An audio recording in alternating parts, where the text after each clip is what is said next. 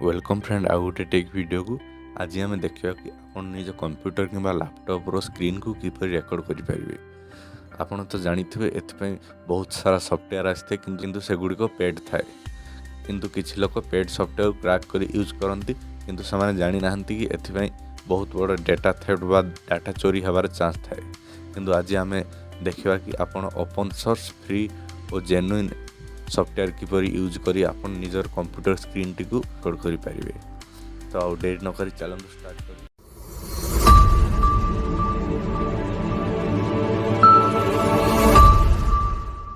प्रथम निज कंप्यूटर किंबा लैपटॉप रो गूगल क्रोम खोल दियंतु और सेठा टाइप करंतु OBS और एंटर रे क्लिक कर दियंतु।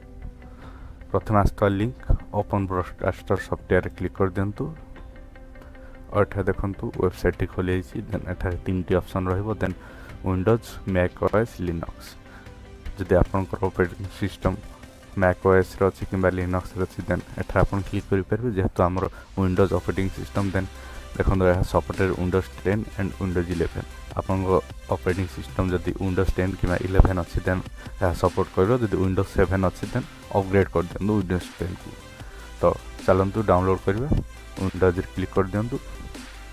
देन देखो 128 MB डाउनलोड क्लिक कला पर डाउनलोड स्टार्ट हो। देखो यह डाउनलोड हो जाइए। तापर राइट क्लिक करी को शो इन फोल्डर रे क्लिक कर दियंतु और एठा राइट क्लिक करी रन एज एडमिनिस्ट्रेटर क्लिक कर दियंतु। यह लॉन्च हो जाइए। देन एठा आपनकर ऑटोमेटिक स्क्रीन कैप्चर ऑप्शन आसीबो। देन एठा क्लिक कला आपन स्क्रीन को कैप्चर करि परिबे। देन एठार आप स्टार्ट रेकॉर्डिंग क्लिक कले स्टार्ट हवा आरंभ हो। देन एठार आपनकर माइक वेव्स चेक करि पारे आपनकर माइक काम करूछि ना नहीं। देन एठा स्टार्ट रेकॉर्डिंग कि स्टार्ट स्ट्रीमिंग कले आपन यूट्यूब रो लिंक देले स्ट्रीम हो आपन यूट्यूब रे लाइव स्ट्रीम। देन रेकॉर्डिंग कले रेकॉर्डिंग स्टार्ट हो।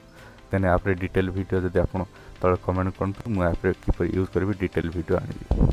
देन आज रो वीडियो किपर लागले कमेंट माध्यम रे जणांतु।